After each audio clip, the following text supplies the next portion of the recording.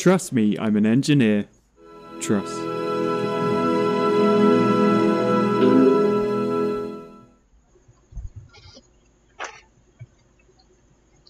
So, good day everyone. My name is Marin Kaga and I would be your reporter for today. So, the topic that I am about to discuss is the continuation from the previous reporter who tackled about civil engineering codes of ethics and obligation.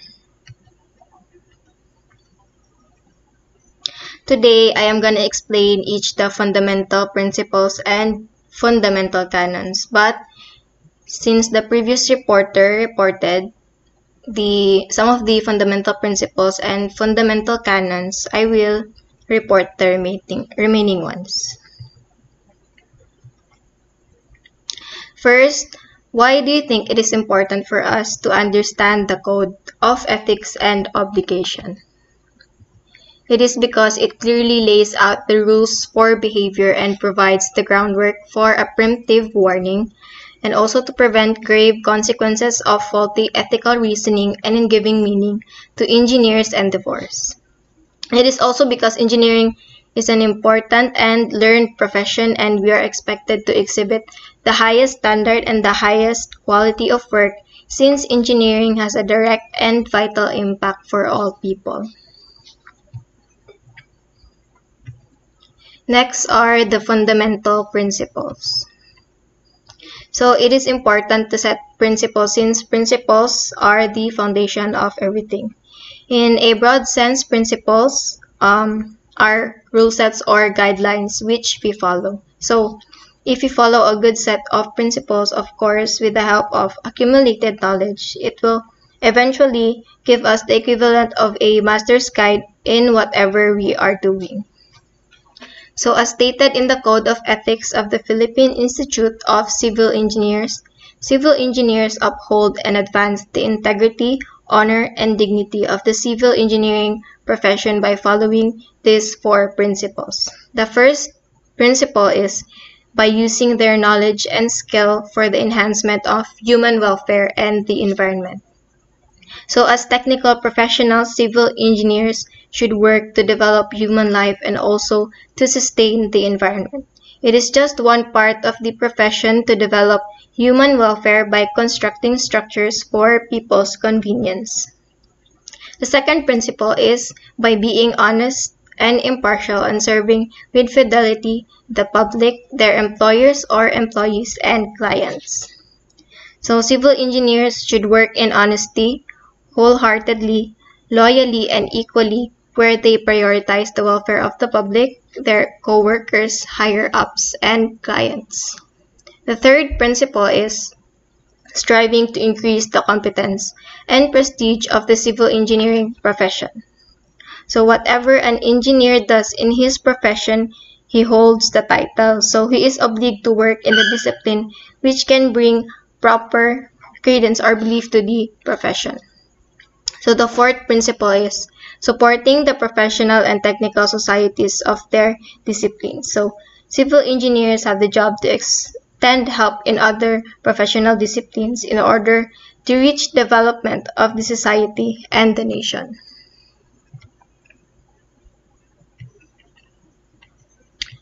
So the ICE president also listed these three principles of the civil engineering profession. So the first principle is professional integrity is what gives you your strength. It's what gives you lasting value. It is perhaps the most important principle of all. Integrity means doing the right thing because it is the right thing to do.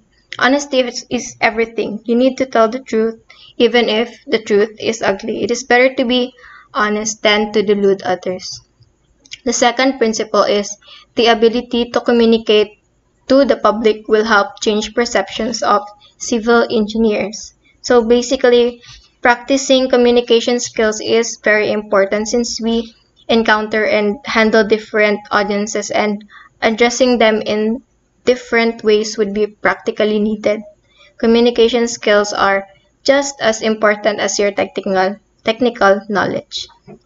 The third principle is the value of engineering knowledge and solutions depends on them being communicated effectively to an engaged audience. Many of us are already engaged in understanding how necessary civil engineering and infrastructures are for a society to function. So next are the fundamental canons. So these canons reflects an attempt to span the potentially infinite range of circumstances in which an engineer's commitment to these fundamental principles may be put to test. So the canons read as follows. So the first is, hold paramount the safety, health, and welfare of the public.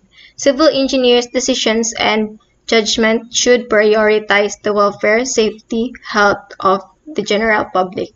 The only documents to be approved or sealed by engineers are those he reviewed or prepared. So, under this canon, an engineer is expected not only to protect the public in his or her own work, but also to take action or if he or she has knowledge that any other person's action may undermine or weaken the public welfare.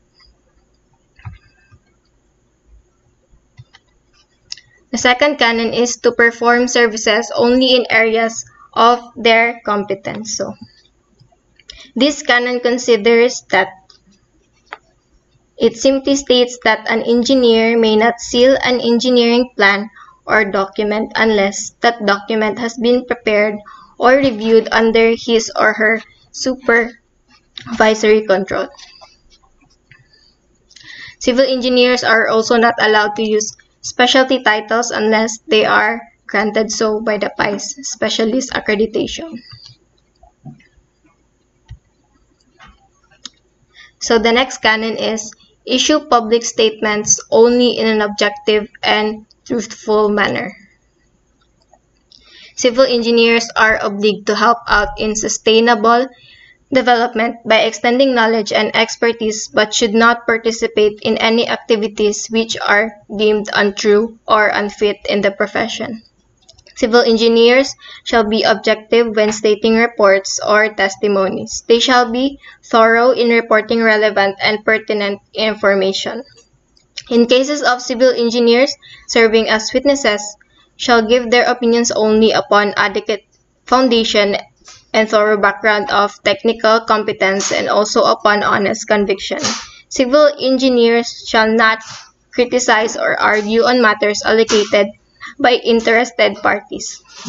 Civil engineers shall be humble and modest and should avoid any facts which promote their own interests. So, next is act for each employer or client as faithful agents or trustees. To avoid conflicts, civil engineers shall inform their clients and employers of circumstances which influence their judgment or quality of work. So, under this canon, engineers may not use confidential information in a way that is detrimental to an employer or client's interest, may not take part in decisions as a public servant for services involving their own private practice, and are obliged to notify their employers before availing themselves of outside employment opportunities. The next canon is to avoid deceptive acts. It simply states to never falsify, mispresent, or exaggerate any of their responsibilities, especially in solicitation of professional employment. So, civil engineers shall not do any acts which will be derogatory to the profession. Lastly, conduct themselves honorably, responsibly, ethically, and lawfully, so as to enhance the honor, reputation, and usefulness of the profession. So, to enhance the honor, reputation, and usefulness of the profession.